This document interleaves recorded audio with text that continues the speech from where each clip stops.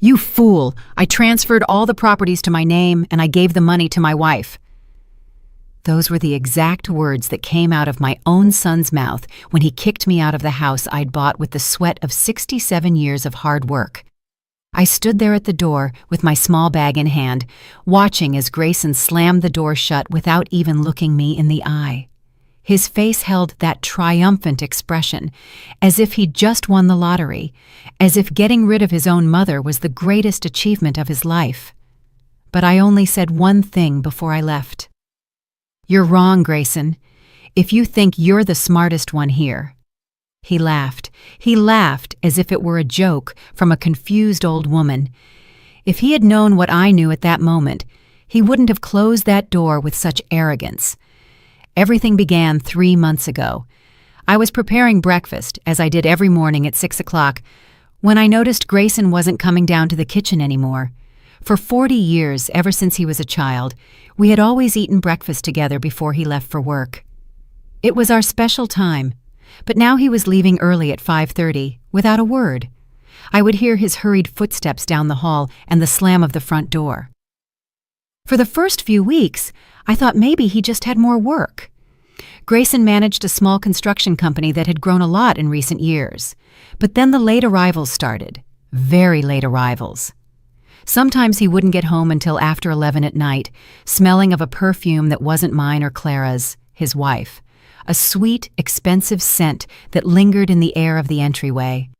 One night I waited up for him. When he finally arrived, he carried a small bag from a downtown jewelry store. "For Clara?" I asked with a smile. "Yes, Mom, for Clara," he replied without looking at me, taking the stairs 2 at a time. But I knew Clara had been at her sister's house all week, taking care of her sick mother. I knew because she called me every day to tell me how her mom was doing. The next day, after Grayson left for work, I went up to his room. I'm not proud of this, but a mother knows when something isn't right. The jewelry bag was in his nightstand drawer, empty. I searched the entire room and found no new jewelry, not for Clara or anyone. But I did find something else. Papers, many papers hidden under the mattress. They were property transfer documents, documents with my forged signature, documents that showed Grayson had been selling my land, the beach house I bought when I worked cleaning offices, the small apartment I rented for years to have extra income. Everything was there in black and white. My own son had been systematically stealing from me. My hands trembled as I read the numbers. Over $200,000 in properties transferred to his name in the last 6 months. $200,000 that I had saved penny by penny, working since I was 14, selling food on weekends, sewing clothes at night, cleaning other people's houses so he could study, so he could have a better life than mine. But what hurt me most weren't the numbers. It was seeing my own signature forged again and again. Grayson had practiced my handwriting. He had studied every curve, every line of my script to be able to legally rob me. My own son, whom I had raised alone after his father abandoned us, had been planning this for months. That night, I couldn't sleep. I sat in the kitchen drinking chamomile tea, staring out the window. When Grayson came home late again, I was still there. "Mom, why aren't you sleeping?" he asked with that fake voice of concern. "I'm just thinking, my son," I replied, thinking about a lot of things.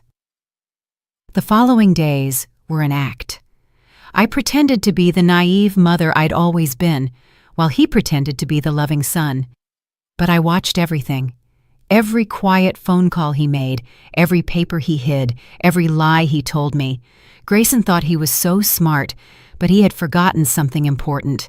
I had been his mother for 43 years. I knew him better than anyone in this world. A week later, I found more documents, this time bank statements showing he had emptied my savings account.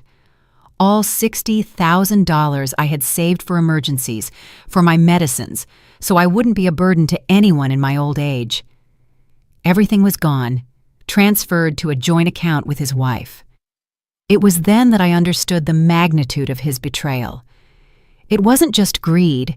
It was a calculated plan to leave me with nothing, to make me completely dependent on him, so I would have no choice but to accept whatever he decided to do with me.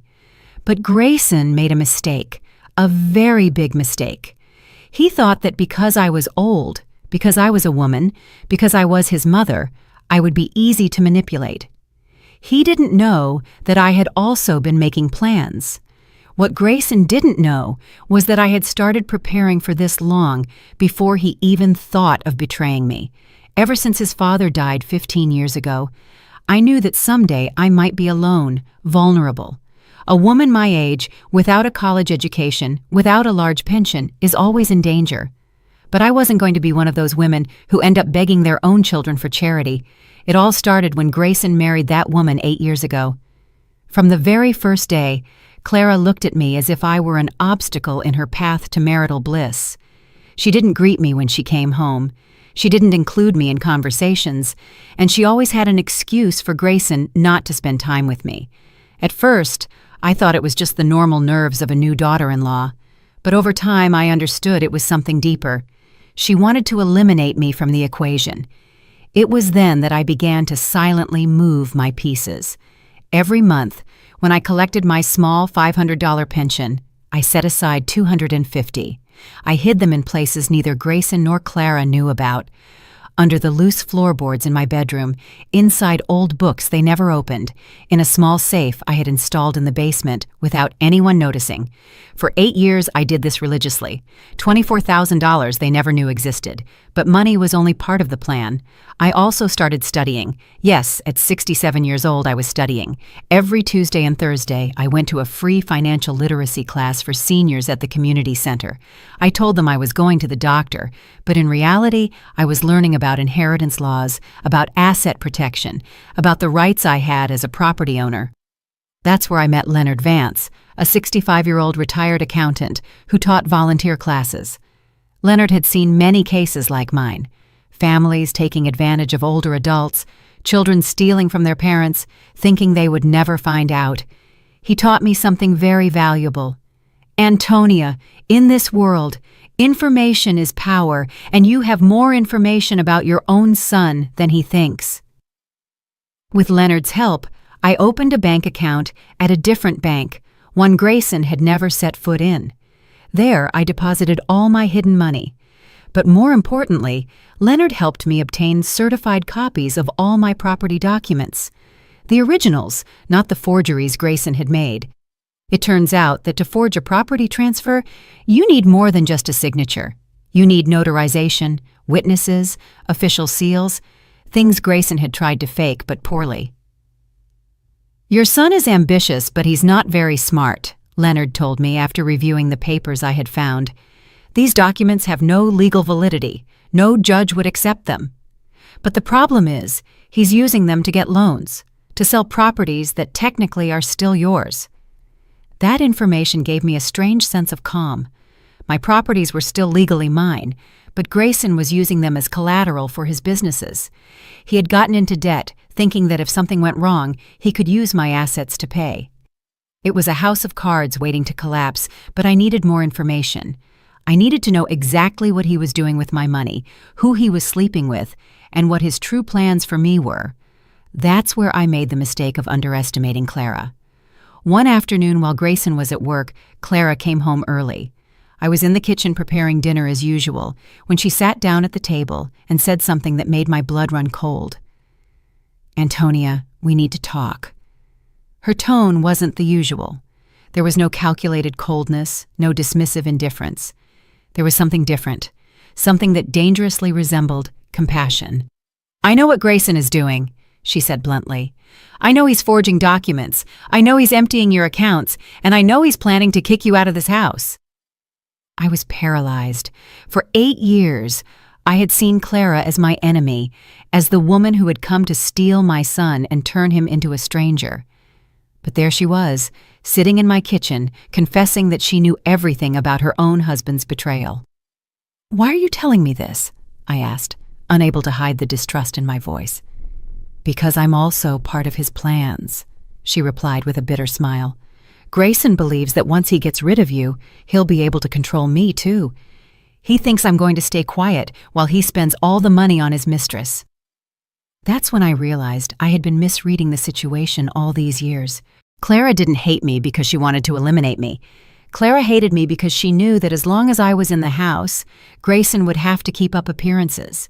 He'd have to pretend to be a good son, a good husband, but once he kicked me out, he would feel free to do whatever he wanted. He has another woman, Clara continued, a 25-year-old secretary from his office.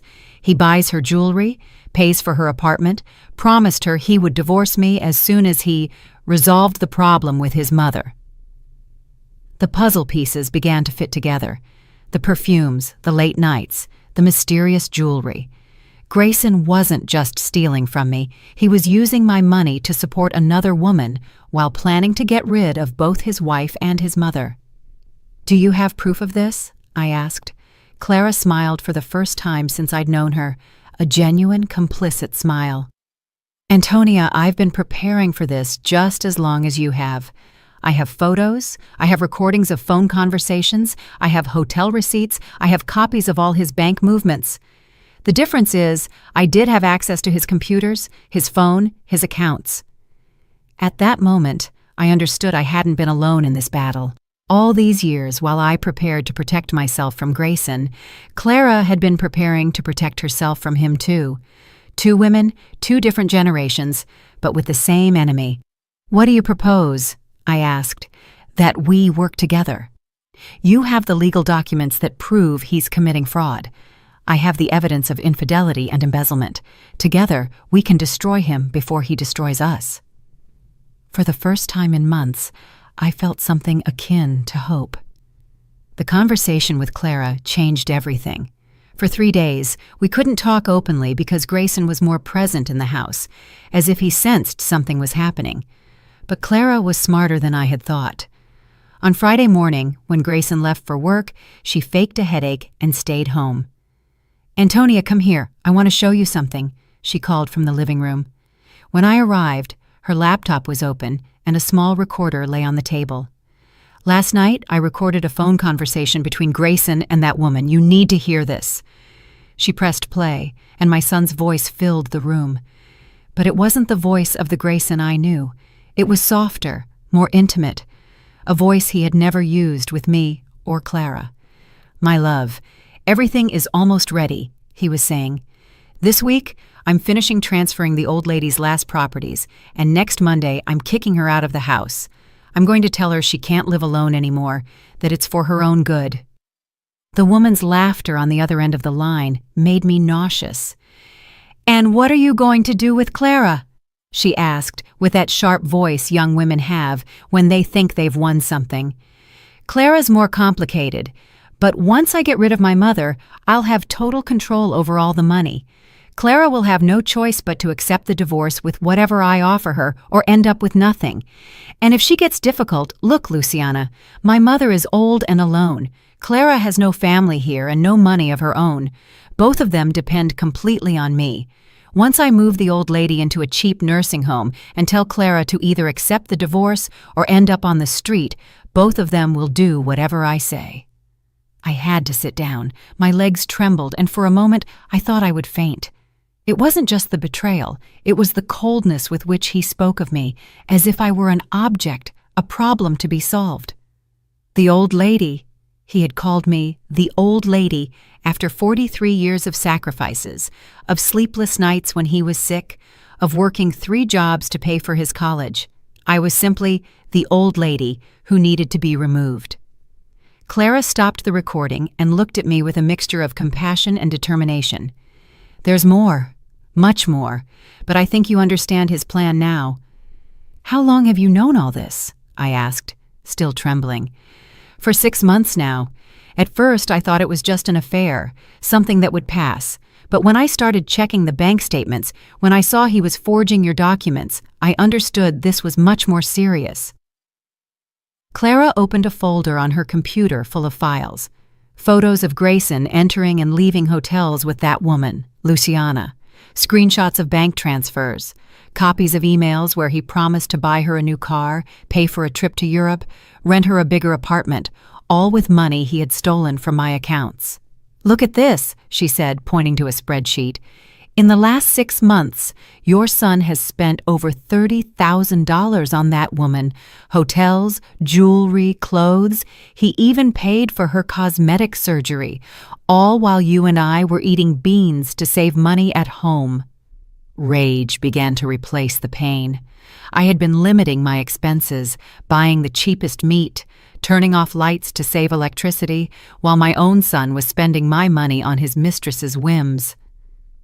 "Why didn't you tell me this before?" I asked. "Because I thought you wouldn't believe me. For 8 years, you and I have treated each other like strangers, like enemies.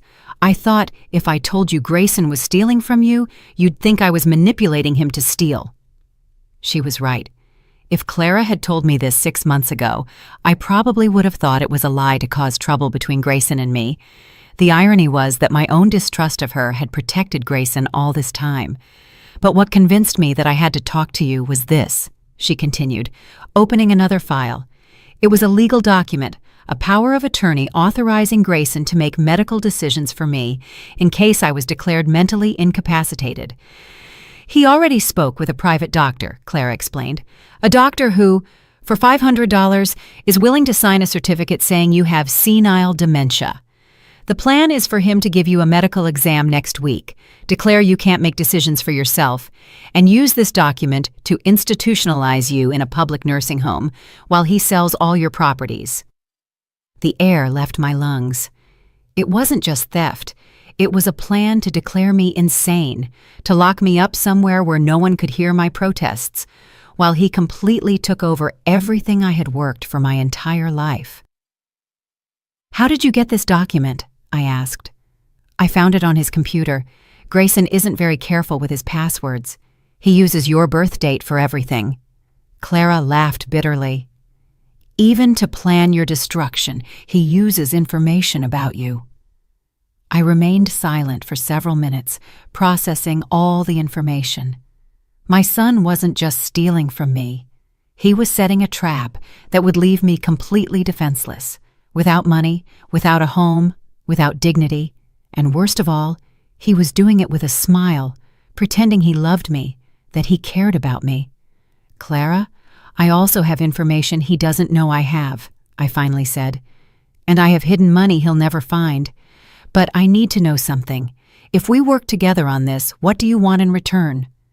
She looked me directly in the eyes. "I want half of everything he has. Half of his bank accounts, half of his company, half of everything. And I want him to know that he lost because he underestimated 2 women he thought were stupid." "And what about me?"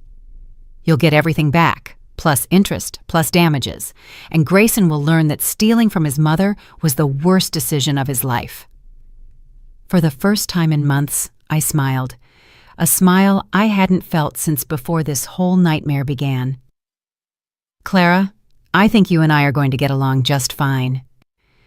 That afternoon, while Grayson was at work, Clara and I began to plan our revenge. We had a week before he tried to execute his plan, a week to prepare our counteroffensive. But what neither of us knew was that Grayson was also planning to accelerate his movements. That very night, when he came home, he had a smile I hadn't seen in years. A smile of someone who believes they have already won the game. "Mom," he said during dinner, "tomorrow we need to talk about some important things, about your future." Clara and I exchanged a quick glance. The moment had arrived sooner than we expected. That night I couldn't sleep. Grayson's words repeated in my head like an annoying song. "About your future."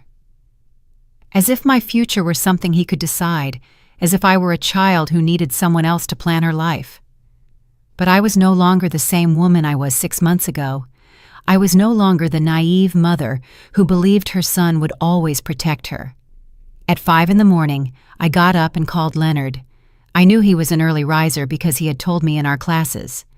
"Leonard, it's Antonia. I need to see you today. It's urgent." "What happened, Antonia? Did your son make a move?" "He's going to make his move today. I need you to come with me to do something I should have done months ago."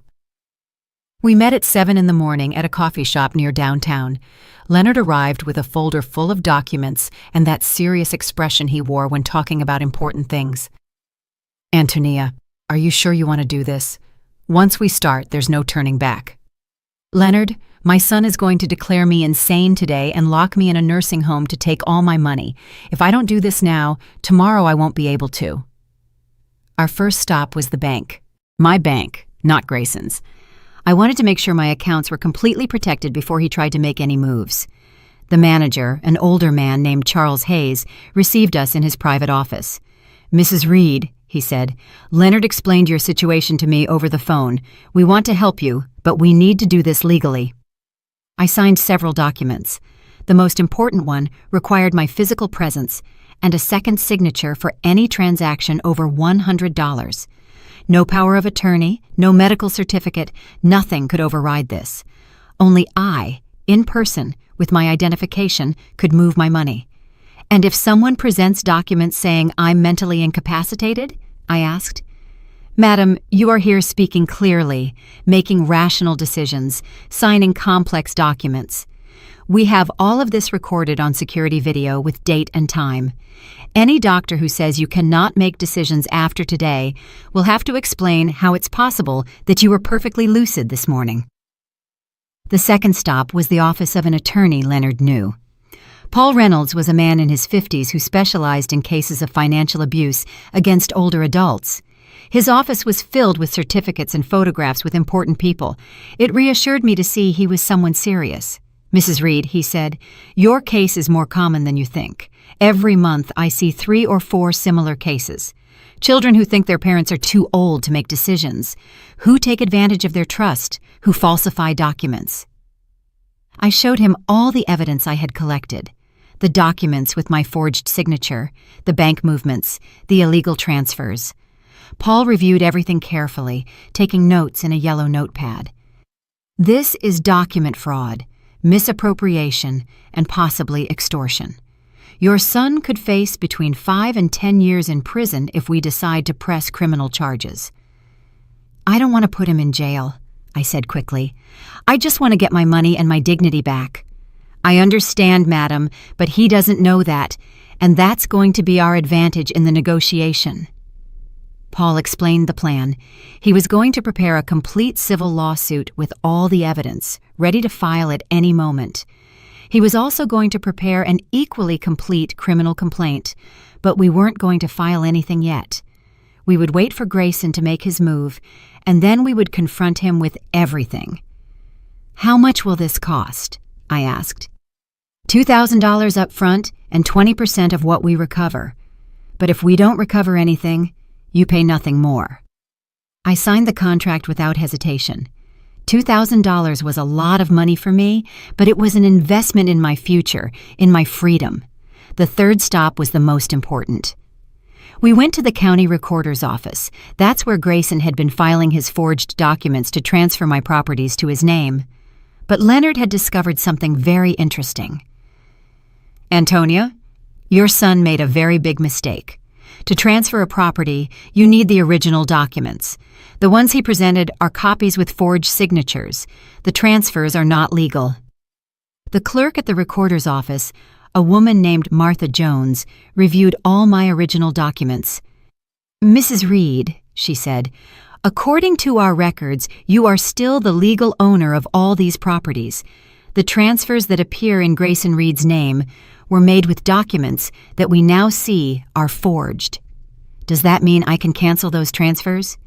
Not only can you cancel them, you must cancel them, and you must file a complaint for document forgery." I signed all the necessary papers. In an hour, all the false transfers were annulled. My properties officially returned to my name. But more importantly, there was now an official record that Grayson had presented forged documents. When we finished at the recorder's office, it was already 2 in the afternoon. Leonard drove me back home in his car. "Antonia, are you ready for what's coming? Your son is going to be furious when he discovers he can't use your properties as collateral for his debts." "Leonard, I am more ready for this than I have been for anything in my life." When I arrived home, Grayson was already there. His car was in the driveway, and I could hear voices from the kitchen. I entered through the front door and walked towards the kitchen. Grayson was sitting at the table with Clara, and papers were scattered everywhere. "Ah, Mom, good thing you're here," he said with that fake smile he had perfected. "We were talking about your situation." "My situation?" I asked, feigning confusion. "Yes, Mom. Clara and I are worried about you. We've noticed that lately you've been a little confused, that you forget things, that sometimes you don't know what day it is." Clara looked at me with wide eyes, as if telling me to play along. "It's true, Antonia. Yesterday you asked me 3 times what day it was." "That's why," Grayson continued, "we've decided it would be better for you to live in a place where they can take better care of you, a place with nurses, with doctors, where you can be safe." This was the moment we had been waiting for. Grayson was executing his plan exactly as Clara and I had foreseen, but he didn't know that I had already made 3 moves ahead. "A nursing home?" I asked, letting my voice tremble a little. "It's not a nursing home, Mom. It's a specialized care center for people your age who need help with daily things." "And what will happen to the house? To my things?" "Don't worry about that, Mom. I'll take care of everything. I already spoke with the bank. I already arranged all the papers. You just have to sign these documents, and I'll take care of the rest." Grayson placed a pile of papers in front of me. I could see that some were property transfers, others were powers of attorney, others were bank authorizations, all designed to give him complete control over my life and my money. "And what if I don't want to go to that place?" I asked. For the first time, Grayson's mask cracked a little. His eyes hardened, and his voice lost its false sweetness. "Mom, you're no longer in a condition to make those decisions. It's for your own good." It was my moment, the moment I had been preparing for months. "Grayson," I said, with a voice I hadn't used in years, "I think you're the one who's confused here." The expression on Grayson's face changed immediately. It was as if he had seen a ghost, or worse yet, as if he had seen his mother for the first time in years, because that was the voice I used when he was a child and did something wrong, the voice he had learned to fear when he knew he had been caught in a lie. "What do you mean, Mom?" he asked, but he no longer sounded as confident as he had 5 minutes ago. "I mean, it's exactly what you've been doing for the last 6 months. I know about the forged documents, I know about the money you stole from my accounts, I know about Luciana, and I know about your plans to declare me mentally incapacitated." The silence that followed was so deep that I could hear the ticking of the kitchen clock. Clara looked at me with a mixture of admiration and nervousness. Grayson had turned pale, and I could see his mind desperately working, trying to understand how I had discovered everything. "I don't know what you're talking about, Mom," he finally said, but his voice trembled. "You don't know? You don't know that last night we recorded your phone conversation with your mistress? The conversation where you told her that this week you were going to kick the old lady out of her own house to take all her money?" Grayson looked at Clara with a mixture of shock and betrayal. You're betraying me." "No, Grayson," Clara replied with a calm that impressed me. "You betrayed both of us. The difference is that we realized it before it was too late. Besides," I continued, "this morning I was at the bank, at the county recorder's office, and with a lawyer. All your false transfers have been canceled. All my properties are back in my name, and there's an open investigation for document forgery." It was a lie about the investigation, but I wanted to see his reaction, and the reaction was exactly what I expected. Grayson got up from the chair so fast he knocked it to the floor. "This is impossible. You don't know how to do those things. You don't even know how to use a computer." "You're right, Grayson. I don't know how to use a computer, but I do know how to use something much more powerful. I know how to use my brain, and I know how to recognize when my own son is lying to me." "Mom, you're confused. You're clearly losing your memory. That's why you need professional help." "Confused? Like when I forgot to tell you that 8 years ago I opened a secret bank account where I've been saving money? Or like when I forgot to mention that for 2 years I took financial and legal education classes? Or like when I forgot to tell you that I know every penny you've spent on that secretary of yours?" Every word I said was like a slap to Grayson. I could see him slowly crumbling, realizing that his perfect plan was collapsing. "How much money?" he asked in a barely audible voice. "How much money what? How much money do I have hidden?" "Enough to live decently the rest of my life without depending on a son who wants to rob me.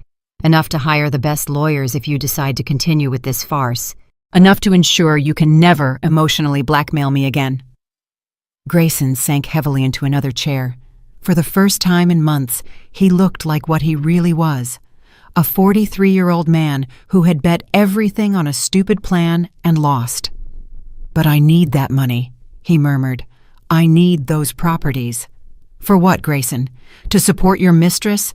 To pay for her plastic surgeries and her trips?"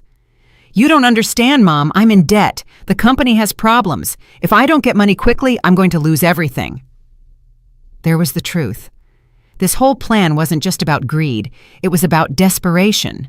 Grayson had gotten the company into trouble and needed my money to save himself. "How much do you owe?" I asked. $200,000, maybe more. "And how much of that is because of Luciana?" Grayson didn't answer, but he didn't need to. The answer was on his face. "So let me understand this well," I continued. "You got into debt supporting a woman who isn't your wife, using money you stole from my account. And when you realized you didn't have enough stolen money to pay your debts, you decided to steal my properties too. And when that wasn't enough, you decided to declare me insane so you could sell everything I've worked for in my life and use that money to save your company and continue supporting your mistress. It's not as simple as that." "Of course it is, Grayson. It's exactly that simple. The question now is, what are we going to do about it?" "What do you mean?" "I mean, you have two options. The first option is for me to present all the documents I have to the authorities.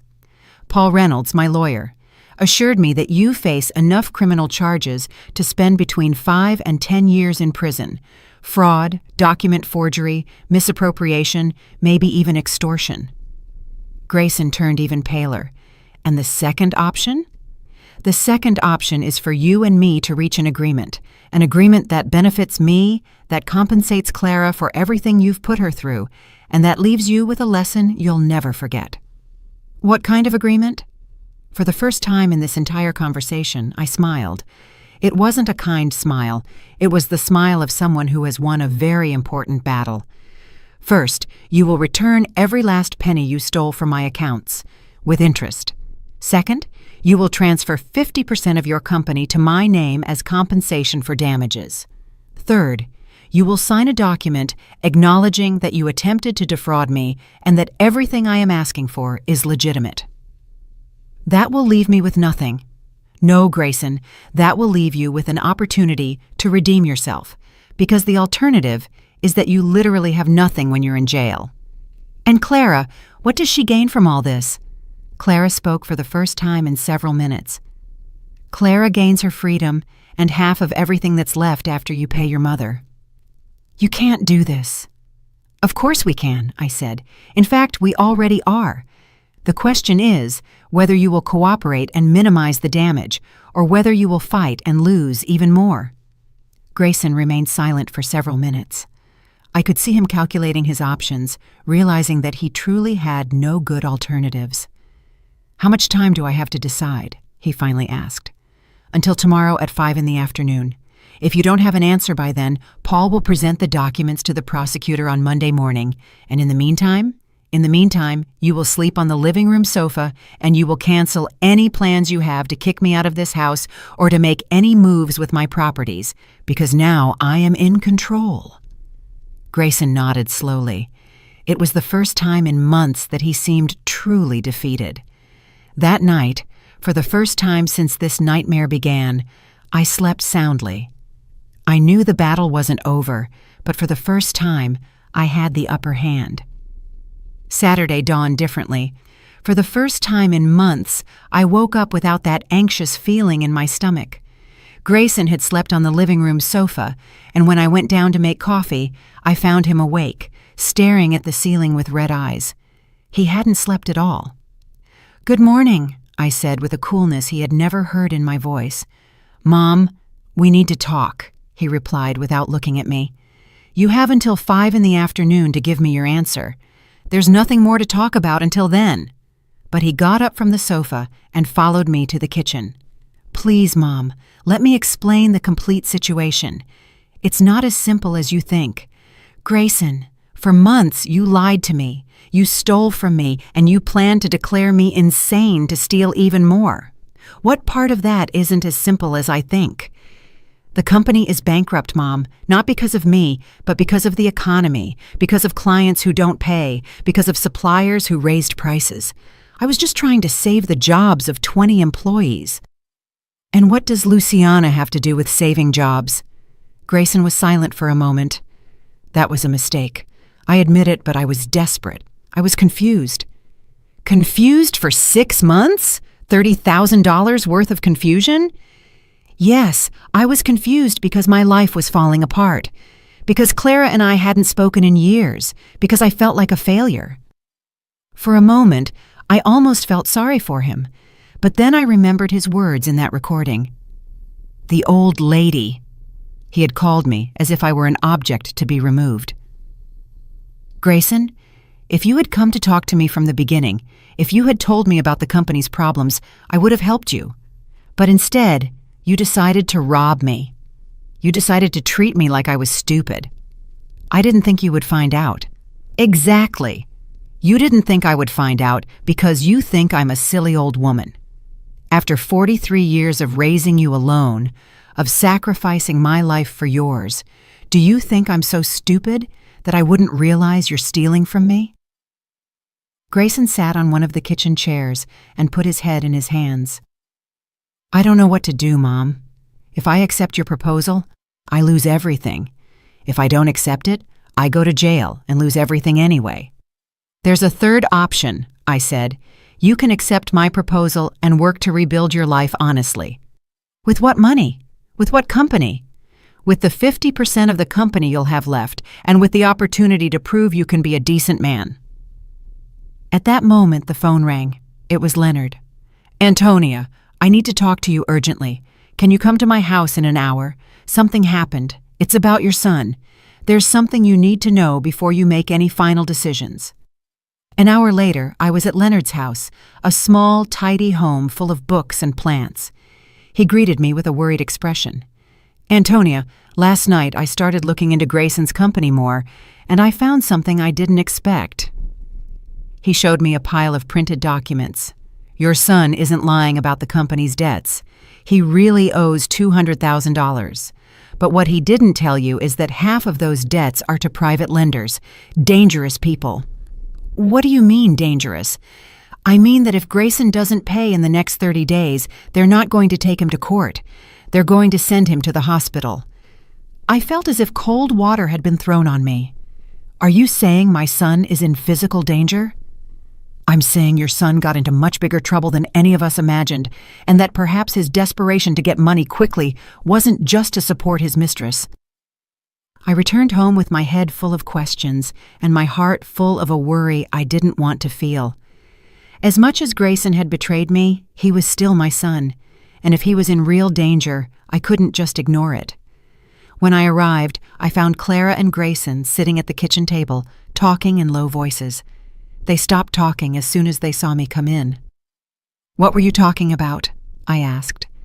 "Grayson was explaining about the lenders," Clara said. "Antonia, this is more serious than we thought." "I know. Leonard told me." Grayson looked at me with pleading eyes. "Mom, those people won't wait. I need the money now. Or they'll come for Clara. They'll come for you. They'll come for anyone close to me." "Why didn't you tell me this yesterday?" "Because I had hoped to resolve this without involving you two. Because I had hoped my plan would work, and no one else would have to suffer for my mistakes." Clara took my hand. "Antonia, yesterday we talked about revenge, about justice, about teaching him a lesson. But if Grayson is telling the truth about these lenders, this isn't about money anymore. This is about survival." I slowly sat down at the table, trying to process all this new information. "How much time do we have?" 3 weeks, Grayson replied. "Maybe less. And how much do you need for them to leave you alone?" $100,000. That would cover the principal debt and give me time to negotiate the rest. And do you have a plan to get that $100,000? Grayson looked me directly in the eyes for the first time in months. Only if you help me. The silence that followed was different from yesterday's. Yesterday, it was the silence of a confrontation, of a battle of wills. This was the silence of a family trying to decide if they were still a family. Grayson, I finally said, if I help you with this, if I use my money to save you from these lenders, what guarantee do I have that you won't do something like this again? I have no guarantees to give you, Mom. I only have my word. Your word means nothing to me after what you've done. I know, but it's all I have, Clara intervened. Antonia, what if we change the agreement? Instead of Grayson paying you everything at once, what if you lend him the $100,000 to get out of this problem, and he pays you back with high interest, like a business loan, and if he can't pay, then you get the entire company, not just 50%. The whole thing. Grayson nodded desperately. Yes, Mom, that would be fine. I accept those conditions. And Luciana? I'm done with her. Last night I told her I couldn't continue that relationship. And your marriage to Clara? Grayson looked at his wife. That will depend on whether Clara can forgive me someday. Clara sighed. I don't know if I can forgive you, Grayson, but I do know I don't want you to get killed for being an idiot. It was a strange statement, but somehow it perfectly summed up where we were. It wasn't about love. It wasn't about forgiveness. It was about survival and the possibility, perhaps, of rebuilding something of what we had destroyed. All right, I finally said. But this is done my way, with my conditions, and with my lawyer preparing all the documents. What conditions? Grayson asked. You'll know tomorrow. Now I'm going to call Paul so he can prepare a contract that protects all of us, especially me. For the first time in 2 days, Grayson smiled. It wasn't a triumphant smile. It was a smile of relief, of gratitude, of someone who had just received a second chance he didn't deserve.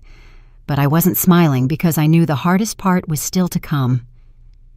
On Sunday morning, Paul Reynolds arrived at our house with 2 briefcases full of documents. It was the first time I had seen a lawyer work on a Sunday, but when I explained the situation with the lenders, he understood the urgency. Mrs. Reed, he said, what we are going to do today is create an agreement that completely protects you, but also gives your son a real chance to get out of this trouble. All 4 of us sat down at the dining room table. Paul had prepared 3 different contracts, depending on how we wanted to structure the agreement. But before reviewing any papers, I had some questions for Grayson. Grayson, I want you to look me in the eyes and tell me the truth. Is it true that you owe money to dangerous lenders? Yes, it's true. How much exactly? $95,000. And they have threatened you directly? Grayson was silent for a moment. Yes, they told me that if I don't pay in 3 weeks, they'll start by breaking my legs, and then they'll go after my family. Clara instinctively took my hand. I felt a chill that had nothing to do with the room's temperature. Do you have any evidence of these threats? Paul continued. I have text messages and a recording of a call. Perfect. That will help us justify why we are making this agreement under duress. Now the important question. Antonia, do you have the $100,000 your son needs? I have it, I replied, but not in cash. I would have to sell one of my properties. Which property? The apartment I rent downtown is appraised at $130,000. Paul reviewed some papers. Perfect. That's our plan. You sell the apartment, you lend Grayson the $95,000 he needs to pay the lenders, and you keep the remaining $35,000 as compensation for everything he stole from you. And if Grayson can't pay you back, then you get 100% of his company, plus his house, plus any other assets he has. But here comes the smart part of the agreement. Paul opened the first contract.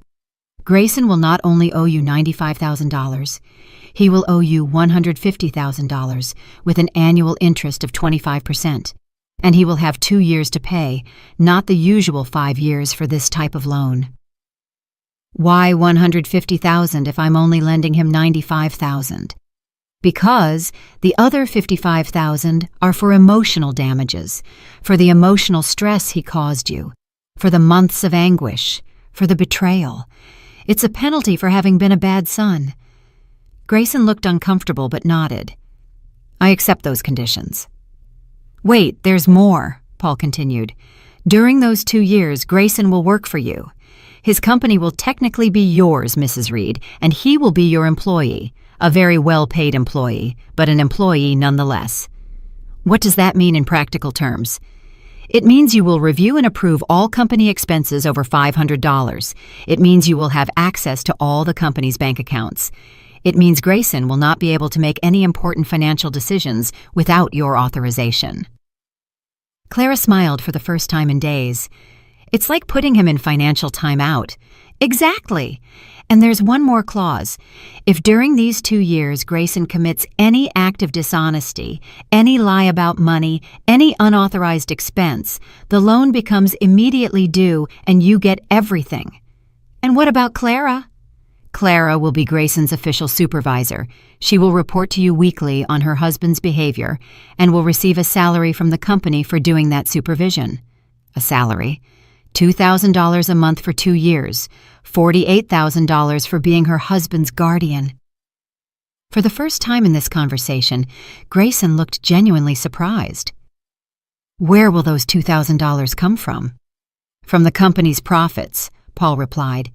If the company doesn't generate enough profits to pay Clara's salary, then it won't generate enough profits to pay its debt to your mother, and you will lose everything anyway. Basically, I added, you're going to have to work very hard to keep your wife happy, keep the company running, and pay me what you owe me. You won't have time for mistresses or for stupid expenses. Grayson nodded slowly. I understand. And if I manage to pay everything in 2 years? If you manage to pay everything in 2 years, Paul said, the company becomes completely yours again. Your mother will have no control over your decisions, and you can do whatever you want with your life. And if I pay before the 2 years? If you pay early, the interest is reduced proportionally, but the $55,000 penalty is never reduced. That's for having been a bad son, and there's no discount for that. There was something poetically appropriate about all this. For months, Grayson had planned to control me, to treat me as if I were a child, incapable of making my own decisions. Now he was going to be treated in exactly the same way. There's one last clause, Paul added. If at any point, during these 2 years, Grayson tries to do anything against his mother, or declares, threatens, manipulates, or pressures them in any way, he automatically loses everything and goes to jail. Because all the fraud documents he committed still exist, and I can present them at any time. And the lenders? Clara asked. Once Grayson pays them the $95,000, the problem with them is over. But if he ever gets into debt with illegal lenders again, his mother has the right to take immediate control of all his assets to protect herself. We reviewed all the documents line by line. Paul had thought of everything. Protection clauses for me, incentives for Grayson to work honestly, guarantees for Clara, and severe penalties for any dishonest behavior. Do you all agree with these terms? Paul finally asked. Clara nodded immediately. Yes, it seems fair to me. I also nodded. It seems more than fair to me. We all looked at Grayson. He looked like a man who had just fully understood the consequences of his actions, not just the financial consequences, but the emotional, family, and moral consequences. It's much harder than I thought, Grayson finally said.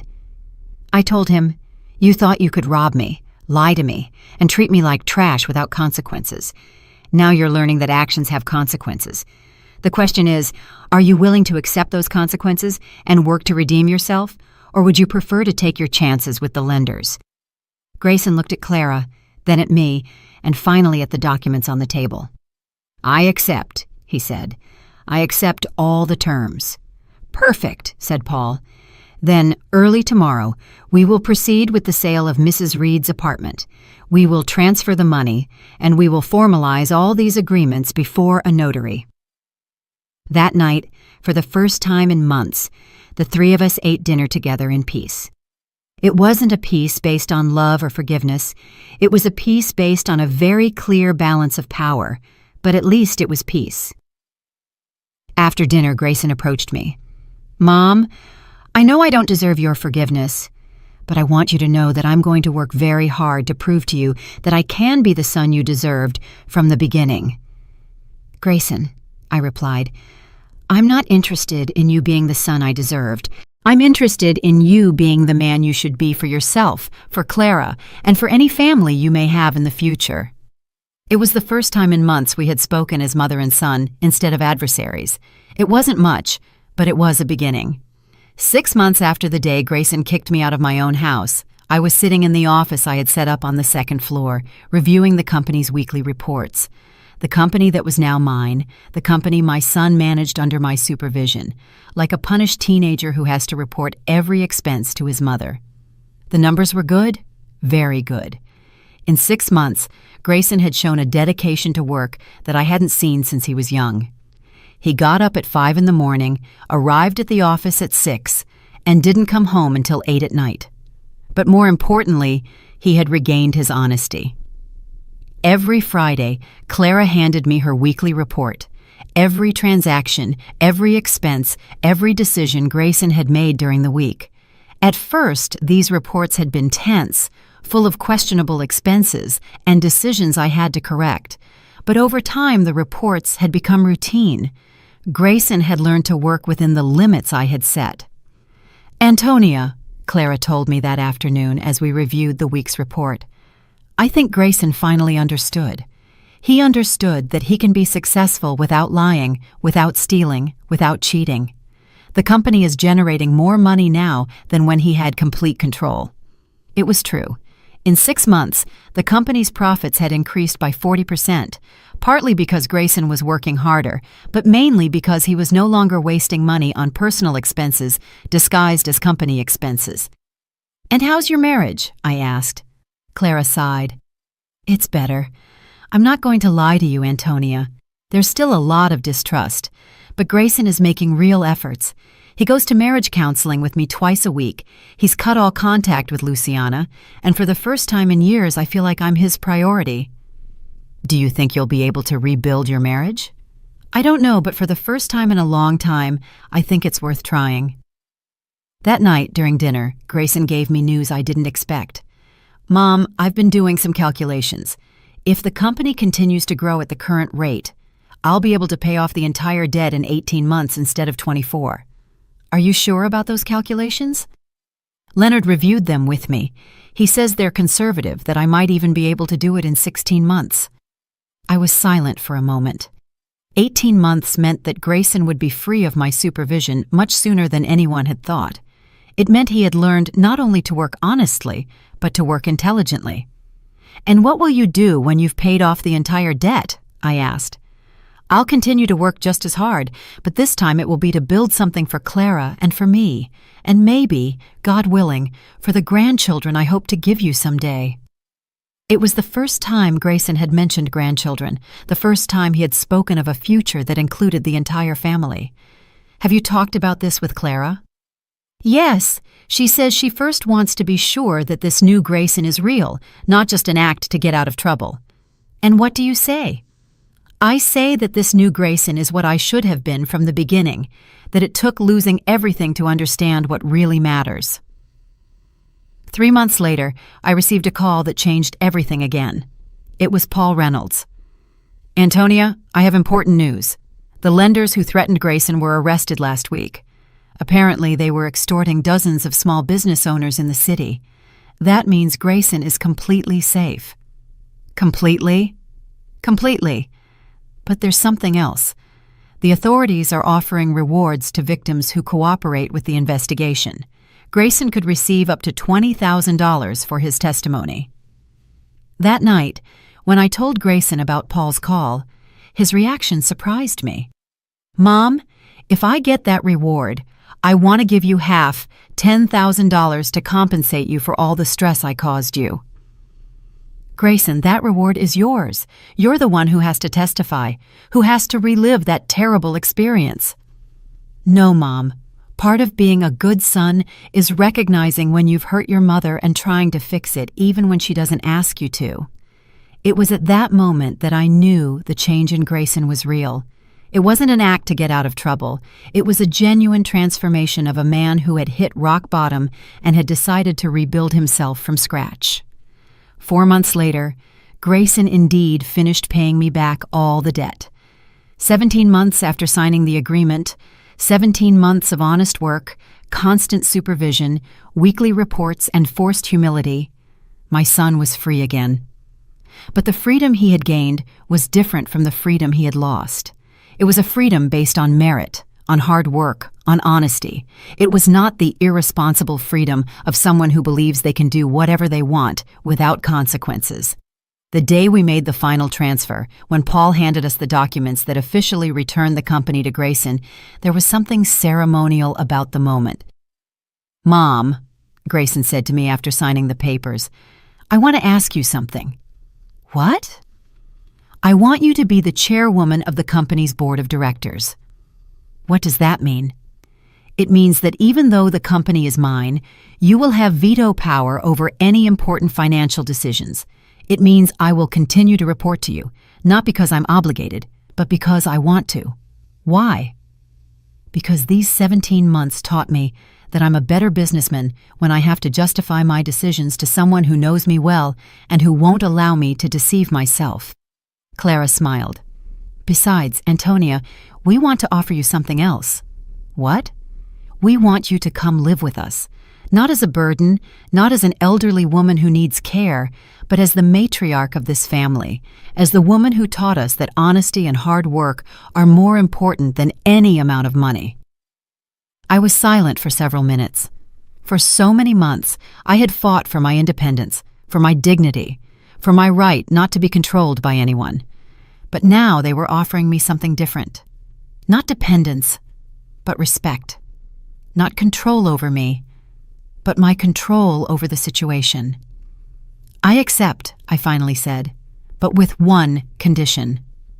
"Which is?" "That if either of you ever lies to me about money again, you will face an Antonia who now knows exactly how to fight." The three of us laughed, but they knew it wasn't a joke. That night, for the first time in almost 2 years, we ate dinner as a real family. A family that had been shattered by greed and dishonesty, but that had found a way to rebuild itself on stronger foundations. It wasn't the ending I had imagined when all this began, but it was an ending I could respect. 2 years after Grayson slammed the door of my own house in my face, I was sitting in the backyard of that same house, watching my 3-year-old granddaughter play with the flowers I had planted last spring. Clara had given birth to Sophia 2 years ago, and since then the house had been filled with an energy I hadn't felt in decades. "Grandma Antonia," Sophia shouted, running towards me with a daisy in her hand. "Look what I found." "What a beautiful flower, my love," I replied, holding her on my lap. "Do you know that daisies are my favorite flowers?" "Why?" "Because they're strong. They can grow anywhere, and they always find a way to bloom, even after the coldest winter." Sophia didn't understand the metaphor, but she laughed and hugged me. For her, I was simply the grandmother who always had time to play, who taught her to plant flowers, who told her stories before bed. She knew nothing about fraud, about betrayals, about mothers who had to fight for their dignity against their own children. Grayson came out of the house with 2 cups of coffee. During these 2 years, our morning routine had changed completely. Now he brought me coffee in the garden before going to work and told me about the day's plans, about the company's projects, about the decisions he needed to make. "Mom, this morning I have a meeting with a new client, a $2 million construction project. Have you checked all the numbers, the material costs, worker availability, delivery times?" "Everything checked. Leonard and I went over the figures 3 times. The profit margin is conservative but solid, 22%. And the risks? Minimal. It's an established client with good credit history, and we're going to ask for 50% of the payment up front." I nodded with approval. This was the conversation we should have had years ago when Grayson started making important financial decisions. A conversation based on mutual respect, on transparency, on the recognition that experience and wisdom have value.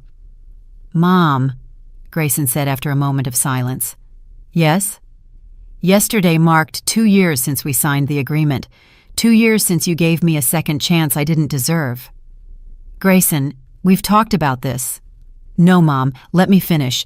During these 2 years, I've thought a lot about the man I was before and the man I am now, and I've realized something important." "What?" "That you didn't punish me when you could have. You educated me. You taught me to be responsible, to be honest, to be a man of my word. Things I should have learned many years ago. It's never too late to learn to be a good person, Grayson. Do you know the biggest difference between the Grayson of 2 years ago and the Grayson of now? Tell me. The Grayson of 2 years ago thought that being smart meant being more cunning than others. He thought that winning meant others had to lose. The Grayson of now understands that true intelligence is creating value for everyone, including yourself." Clara came out of the house with Sophia in her arms. Our relationship had also changed completely during these 2 years. From being two women who tolerated each other out of necessity, we had become true allies, almost friends. "Antonia, Leonard just called. He says the documents for the company expansion are ready." Over the past year, the company had grown so much that we had decided to open a second office in the neighboring city. It was a $100,000 investment, financed entirely with the profits we had generated by working honestly. "Have you decided who will manage the new office?" I asked them. "Clara," Grayson replied immediately. "She has learned so much about the business during these 2 years that she's ready to manage her own operation." "And are you comfortable with that responsibility, Clara?"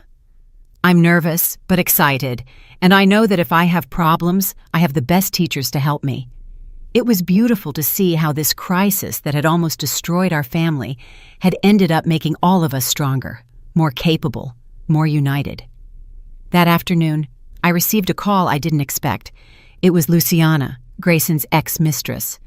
"Mrs. Reed, I know you have no reason to talk to me, but I need to tell you something." "What do you want, Luciana?" "I want to apologize, and I want you to know that Grayson never spoke badly of you when he was with me, even when he was angriest, even when he was most desperate. He always spoke of you with respect." "Why are you telling me this?" "Because I found out what really happened, how he tried to rob you, how you confronted him, how you gave him a second chance, and because I want you to know that the relationship I had with him ended long before you found out." "What do you mean?" "I mean that when I realized the kind of man he was, when I saw how he was willing to betray his own mother for money, I lost all respect for him. A woman cannot love a man who does not respect his family." After hanging up, I kept thinking about that conversation for a long time. Even Luciana, a young and ambitious woman who had been willing to be a married man's mistress, had had moral limits that Grayson had crossed. That night, during dinner, I shared Luciana's call with Grayson and Clara. "Do you know what she told me about you, Grayson?" I asked him. "What?" "That even at your lowest point, even when you were betraying me, something inside you knew it was wrong. Because if you had truly believed I was a stupid old woman who deserved to be robbed, you would have spoken badly of me. But you didn't." "Mom, I think I always knew what I was doing was wrong. I was just too desperate and too proud to admit it. And now I understand that asking for help is not a sign of weakness. It's a sign of intelligence." 3 months later, we had a very special family celebration. Grayson had finished paying all the collateral damages of his financial crisis. Debts to suppliers, overdue interest, legal fines, everything was paid, and the company was completely debt-free. "Mom," Grayson said to me during the celebration dinner, "I want to make you a proposal." "What?" "I want you to be my official partner, not my supervisor, not my lender, my partner. 50% for you, 50% for me." "Grayson, I didn't work to build that company." "You did, Mom. You worked to build the man who built that company. Without you, without your lessons, without your second chance, that company wouldn't exist." And what does Clara say about this? Clara says it's the smartest decision I've ever made. I accepted the proposal, but with one condition, that when I died, my share of the company would pass directly to Sophia, with Clara as administrator until Sophia turned 25.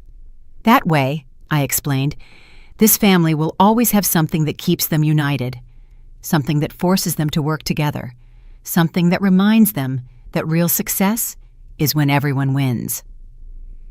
Now, as I write this, 3 years have passed since Grayson slammed that door in my face. 3 years since I thought I had lost my son forever. 3 years since I had to become a warrior to defend my dignity. The company we now co-own is worth over $1 million. We have 28 employees and projects in 3 different cities. But more important than the money, we have something we had lost and that I thought we would never recover. We have a family. It's not a perfect family. There are still scars, there are still painful memories, there are still moments of tension. But it's an honest family, a family that has learned that love without respect means nothing, and that respect without honesty is impossible. Yesterday, Sophia asked me why I sometimes see her dad cry when he thinks no one is watching. Because your dad is sad about some bad things he did a long time ago, I explained. Bad things like when I break my toys? More serious things than that, my love. But the important thing is that your dad learned from his mistakes and is now a good man. And you forgave him? Yes, my love, I forgave him. It was the first time I had said those words out loud, and when I said them, I realized they were true. Forgiving doesn't mean forgetting. It means remembering without bitterness. It means understanding that people can change, that mistakes can be lessons, that crises can be opportunities to grow. My son betrayed me in the cruelest way possible, but in the end, that betrayal taught both of us who we could be when we decided to be better. And that, I believe, is worth more than any amount of money.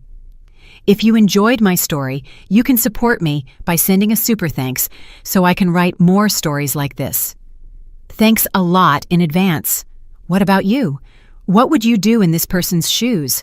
I'd really love to hear your thoughts, so drop them in the comments. I'm always curious to know what you think. Oh, and let me know where you've heard this story.